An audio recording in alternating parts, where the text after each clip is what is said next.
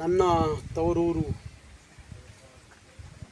ಅರಸೀಕೆರೆ ತಾಲೂಕು ಇಲ್ಲಿಯ ಎಲ್ಲ ನಾಗರಿಕರು, ಸಂಘ ಸಂಸ್ಥೆಯ ಮುಖಂಡರುಗಳು ಒಟ್ಟಾರೆ ಕರವೇ ಜೊತೆಯಲ್ಲಿ ಸೇರಿ ಒಂದು ಅಪೂರ್ವವಾದಂಥ ಬಂದನ್ನು ಆಚರಣೆ ಮಾಡಿದಂಥದ್ದು.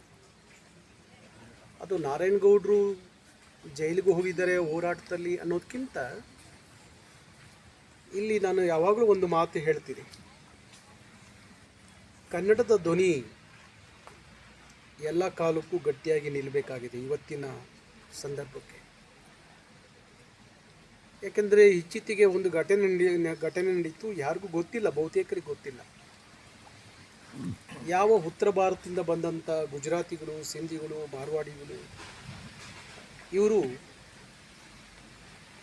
ನಾನು ಜೈಲಲ್ಲಿದ್ದಂಥ ಸಂದರ್ಭದಲ್ಲಿ ರಾಷ್ಟ್ರಪತಿಗಳನ್ನ ಭೇಟಿ ಮಾಡ್ತಾರೆ. ಅದು ಸುದ್ದಿ ಆಗಲಿಲ್ಲ. ರಾಷ್ಟ್ರಪತಿಗಳನ್ನ ಭೇಟಿ ಮಾಡಿ ಅವರ ಬೇಡಿಕೆ ಏನಿರುತ್ತೆ ಅಂದರೆ, ಬೆಂಗಳೂರು, ಕರ್ನಾಟಕದ ರಾಜಧಾನಿ ಬೆಂಗಳೂರು, ಯಾವ ನಾಡಪ್ರಭು ಕೆಂಪೇಗೌಡರು ಕಟ್ಟುವಂಥ ಬೆಂಗಳೂರು, ಭಾಷಾ ಅಲ್ಪಸಂಖ್ಯಾತರು ಕನ್ನಡಿಗರು, ಬಹುಸಂಖ್ಯಾತರು ನಾವಿದ್ದೀವಿ ಅನ್ನುವ ಕಾರಣ ಇಟ್ಕೊಂಡು ರಾಷ್ಟ್ರಪತಿಗಳನ್ನ ಭೇಟಿ ಮಾಡಿ ಒಂದು ಮನವಿಯನ್ನು ಕೊಡ್ತಾರೆ. ಬಹುಶಃ ನಾನು ಜೈಲಿಂದ ಹೊರಗಡೆ ಇದ್ದಿದ್ದರೆ ಆ ಮನವಿ ಕೊಡಲಿಕ್ಕೆ ಬಿಡ್ತಿರಲಿಲ್ಲ. ನಾನು ಜೈಲಿಗೆ ಹೋಗೋಕ್ಕೂ ಒಂದು ಕಾರಣ ಇದೆ, ಸರ್ಕಾರ ಈ ಥರದ ತೀರ್ಮಾನ ತಗೊಳ್ಳೋಕ್ಕೂ ಒಂದು ಕಾರಣ ಇದೆ. ಇವತ್ತು ಕನ್ನಡ ಪರ ಹೋರಾಟದಲ್ಲಿ ಕನ್ನಡದ ನಾಡುನುಡಿಯ ವಿಚಾರ ಬಂದಾಗ ಕೇಳುವಂಥ ಒಂದು ಗಟ್ಟಿ ಧ್ವನಿ ಅದು ಕರ್ನಾಟಕ ರಕ್ಷಣಾ ವೇದಿಕೆ, ಕರವೇ. ಆ ಧ್ವನಿಯನ್ನು ಅಡಗಿಸಬೇಕು ಅನ್ನುವ ಅನೇಕ ತೆರೆಯ ಹಿಂದೆ, ತೆರೆಯ ಮುಂದೆ ಅನೇಕ ಶಕ್ತಿಗಳು ಕಾಯ್ತಾ ಇದ್ರು.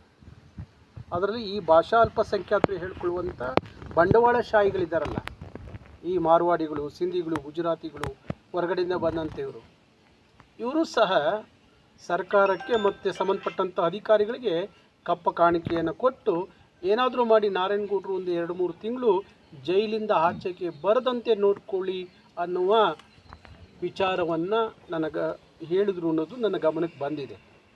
ಅಲ್ಲೇ ಇದ್ದಂಥ ಹಿರಿಯ ಅಧಿಕಾರಿಗಳು ನನ್ನ ಜೊತೆಯಲ್ಲಿ ಮಾತಾಡಿದ್ದಾರೆ. ಇರಲಿ, ಇಂಥದಕ್ಕೆಲ್ಲ ಸೆಡ್ಡು ಹೊಡೆದು ನಾನು 25-30 ವರ್ಷದ ಅವಧಿಯಲ್ಲಿ ಎಂತೆಂಥ ಶಕ್ತಿಗಳನ್ನೆಲ್ಲ ನಾನು ಎದುರಿಸ್ಕೊಂಡೇ ಬಂದಿದ್ದೀನಿ ಕನ್ನಡದ ವಿಚಾರದಲ್ಲಿ. ಈಗಲೂ ಅಷ್ಟೇ, ಸಾಮಾನ್ಯ ಸಿದ್ದರಾಮಯ್ಯನವ್ರ ಬಗ್ಗೆ ನನಗೆ ಭಾರಿ ಕಾಳಜಿ ಇತ್ತು, ಕಳಕಳಿ ಇತ್ತು. ಒಂದಷ್ಟು ನಾಡು ನುಡಿ ವಿಚಾರ ಬಂದಾಗ ನಿಷ್ಠೆಯಿಂದ, ಬದ್ಧತೆಯಿಂದ, ನಿಜವಾದ ಕಾಳಜಿ ವಹಿಸ್ತಾರೆ ಅನ್ನೋದು ಇತ್ತು. ಹಾಗಾಗಿ ಅವ್ರನ್ನ ಒಂದಷ್ಟು ನಾನು ಗೌರವದಿಂದ ನೋಡ್ತಾ ಇದ್ದೆ. ಆದರೆ ಇವೆಲ್ಲ ಬಂಡವಾಳಶಾಹಿಗಳು ಯಾರ್ಯಾರನ್ನ ಹೋಗಿ ಸಂಪರ್ಕ ಮಾಡಿದ್ರೂ ಗೊತ್ತಿಲ್ಲ. ಅದಾದ ನಂತರ ಸಿದ್ದರಾಮಯ್ಯವರ ವರ್ತನೆ ಅದು ಯಾಕೆ ಬದಲಾವಣೆ ಆಯಿತೋ ಗೊತ್ತಿಲ್ಲ. ಅಲ್ಲಿ ಎಲ್ಲ ಶಕ್ತಿಗಳು ಸೇರಿ ಕನ್ನಡದ ಧ್ವನಿಯನ್ನು, ನಾರಾಯಣಗೌಡರ ಧ್ವನಿಯಲ್ಲ, ಕನ್ನಡದ ಧ್ವನಿಯನ್ನು ಅಡಗಿಸ್ಬೇಕು ಅನ್ನೋ ತೀರ್ಮಾನಕ್ಕೆ ಬರ್ತಾರೆ. ನನ್ನ ಆ ಹೋರಾಟವನ್ನು ಹತ್ತಿಕ್ಕಬೇಕು, ಯಾವುದೇ ಕಾರಣಕ್ಕೂ ನಾವು ಈ ಹೋರಾಟ ನಡೀಲಿಕ್ಕೆ ಬಿಡಬಾರ್ದು ಅಂತ ಹೇಳಿ ಅನೇಕ ಬಂಡವಾಳಶಾಹಿಗಳು ಪ್ರಯತ್ನ ಮಾಡ್ತಾರೆ. ಅದು ಅವರು ವಿಫಲವಾಗುತ್ತೆ. ಇಡೀ ಕಾರ್ಯಕರ್ತರು, ನಮ್ಮ ಕಾರ್ಯಕರ್ತರು ಇಡೀ ರಾಜ್ಯದಲ್ಲಿ ಈ ಹೋರಾಟವನ್ನು ತೊಗೊಂಡು ಹೋಗಬೇಕು ಅಂದಾಗ ಮೊದಲನೇ ಆಯ್ಕೆ ಮಾಡಿಕೊಂಡಿದ್ದು ನಾವು ಕರ್ನಾಟಕದ ರಾಜಧಾನಿ ಬೆಂಗಳೂರನ್ನ. ಇಡೀ ಬೆಂಗಳೂರಿನ ಇತಿಹಾಸದಲ್ಲಿ, ಕರ್ನಾಟಕದ ಇತಿಹಾಸದಲ್ಲಿ ಇಂಥದ್ದೊಂದು ಚಳುವಳಿ ನಡೆದಿರಲಿಲ್ಲ. ಅಂಥ ಚಳುವಳಿಗೆ ನಾಂದಿ ಆದಂಥದ್ದು ಈ ಹೋರಾಟ, 27ರ ನಾಮಫಲಕ ಹೋರಾಟ.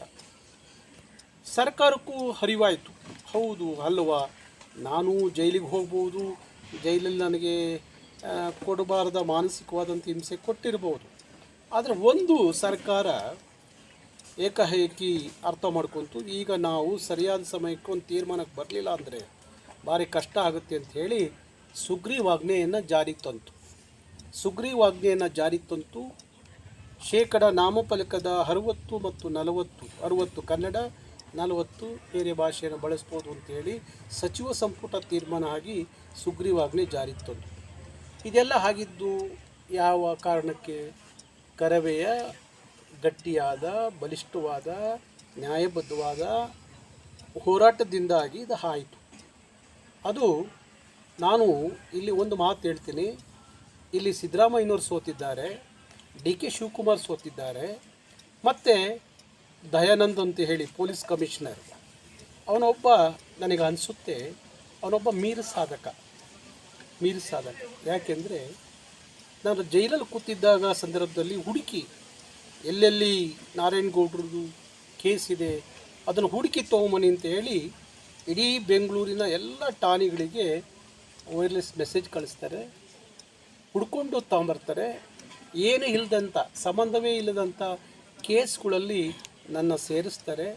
ಕನಿಷ್ಠ ಅವ್ರನ್ನೊಂದಷ್ಟು ಇನ್ನಷ್ಟು ದಿವಸ ಜೈಲಲ್ಲಿ ಇಡಬೇಕು ಅನ್ನುವ ತೀರ್ಮಾನಕ್ಕೆ ಹಿರಿಯ ಅಧಿಕಾರಿಗಳು ಬರ್ತಾರೆ. ಆದರೆ ಕೆಳಮಟ್ಟದ ಅಧಿಕಾರಿಗಳು ಏನಿರ್ತಾರೆ ಅವರೆಲ್ಲರೂ ರಕ್ಷಣಾ ವೇದಿಕೆ ಪರವಾಗಿರ್ತಾರೆ.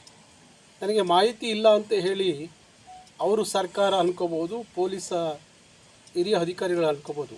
ಆದರೆ ಕೆಳಮಟ್ಟದ ಅಧಿಕಾರಿಗಳು ನಮ್ಮ ಜೊತೆಲಿ ಎಷ್ಟು ಚೆನ್ನಾಗಿದ್ದರು, ಕೆಲಸ ಮಾಡ್ತಿದ್ರು ಅನ್ನೋದಕ್ಕೆ, ರಕ್ಷಣಾ ವೇದಿಕೆಯನ್ನು ಒಪ್ಕೊಂಡಿದ್ದರು ಅನ್ನೋದಕ್ಕೆ ಅನೇಕ ಉದಾಹರಣೆಗಳು ಅಲ್ಲಿ ನಡೀತಿದ್ದಂಥ ಸಭೆ, ಅವರ ಅಂತರಂಗದ ಸಭೆಯ ವಿಚಾರಗಳು ನನ್ನ ಗಮನಕ್ಕೆ ಬರ್ತಾಯಿತ್ತು. ಹಾಗಾಗಿ ಈಗ ಕನ್ನಡ ಗೆದ್ದಿದೆ, ಕನ್ನಡಿಗರು ಗೆದ್ದಿದ್ದಾರೆ, ಕರ್ನಾಟಕ ಗೆದ್ದಿದೆ, ಸರ್ಕಾರ ಸೋತಿದೆ. ಸಿದ್ದರಾಮಯ್ಯನವರು ಈ ವಿಚಾರದಲ್ಲಿ ಸೋತಿದ್ದಾರೆ, ಡಿ ಕೆ ಶಿವಕುಮಾರ್ ಅವರು ಸೋತಿದ್ದಾರೆ, ಕನ್ನಡಿಗ ಕರ್ನಾಟಕ ಈ ವಿಚಾರದಲ್ಲಿ ಗೆದ್ದಿದೆ. ಹಾಗಂತ ಹೇಳಿ ನಾನು ಇಷ್ಟಕ್ಕೆ ಸುಮ್ಮನೆ ಆಗ್ತೀನಿ. ನನ್ನ ಮೇಲೆ ಈಗ ಈ ಒಂದು ಹೋರಾಟದಲ್ಲಿ 16 ಕೇಸ್ ಹಾಕಿದ್ದಾರೆ. 16 ಕೇಸ್ ಹಾಕಿ ನನ್ನ ಜೈಲಲ್ಲಿ ಇಟ್ಟು ನನ್ನ ಧ್ವನಿಯನ್ನು ಅಡಗಿಸ್ಬೋದು ಅಂತ ಹೇಳಿ ಸರ್ಕಾರ ಏನಾದ್ರು ಅಂದ್ಕೊಂಡಿದ್ರೆ ಅದು ಮೂರ್ಖತನದ ಪರಮಾವಧಿ ಅಂತೇಳಿ ನಾನು ಭಾವಿಸ್ತೀನಿ. ನನ್ನ ಧ್ವನಿಯನ್ನು ಯಾರೂ ಅಡಗಿಸೋಕ್ಕೆ ಆಗೋದಿಲ್ಲ. ಯಾಕೆಂದರೆ ನಾನು ಹೊಯ್ಸಳರ ನಾಡಿನ ಮಣ್ಣಿನಿಂದ ಬಂದಂಥವನು. ನನಗೆ ಅದರ ತಾಕತ್ತು, ಅದರ ಶಕ್ತಿ, ಅದರ ಮಹತ್ವ ಚೆನ್ನಾಗಿ ಗೊತ್ತಿದೆ. ಹಾಗಾಗಿ ನಾನು ನೇರವಾಗಿ ಹೇಳ್ತಾ ಇದ್ದೀನಿ, ಫೆಬ್ರವರಿ 28 ಗಡುವಿದೆ. 28 ಸರ್ಕಾರ ನಮ್ಮಿಂದ ಗಡುವು ತೊಗೊಂಡಿದೆ. ನನಗೆ 28ವರೆಗೂ ಅವಧಿ ಸಮಯ ಕೊಡಿ ಅಂತ ಹೇಳಿದೆ. 28ವರೆಗೂ ಗಡುವು ಕೊಟ್ಟಿದ್ವಿ. 28 ನಂತರ ಕರ್ನಾಟಕ ರಕ್ಷಣಾ ವೇದಿಕೆ ಇಡೀ ಬೆಂಗಳೂರಿನ ವಾತಾವರಣ ಹೇಗಿರುತ್ತೆ ಅನ್ನೋದನ್ನ ಮತ್ತೊಮ್ಮೆ ಸರ್ಕಾರ ಗಮನಿಸಬೇಕಾಗತ್ತೆ. ಅದಕ್ಕಾಗಿ ಹೇಳ್ತಾ ಇದ್ದೀನಿ ಸರ್ಕಾರಕ್ಕೆ, 28ರೊಳಗಡೆ ನೀವೆಲ್ಲ ಬೆಂಗಳೂರಿನ ಎಲ್ಲ ಅಂಗಡಿ ಮುಂಗಟ್ಟುಗಳು, ಮಾಲುಗಳು, ವ್ಯಾಪಾರ ಕೇಂದ್ರಗಳ ಮೇಲೆ ಕಡ್ಡಾಯವಾಗಿ ನೀವೇ ಆದೇಶ ಮಾಡಿದ ಹಾಗೆ 60% ಕನ್ನಡವನ್ನು ಕಡ್ಡಾಯಗೊಳಿಸಬೇಕು ಅಂತ ಹೇಳಿ ನೇರವಾಗಿ ಎಚ್ಚರಿಕೆಯನ್ನು ಕೊಡ್ತೀನಿ. ಈಗ ನಂದು ಹಾಕಿಲ್ಲ ಅಂತ ಕೊನೆಯಲ್ಲಿ ಇದನ್ನೇ ಕಟ್ ಮಾಡಿದ್ರೆ ನಾವೇನು ಮಾಡ್ಬೇಕು? ಹಂಗೆ ಆಗೋದು.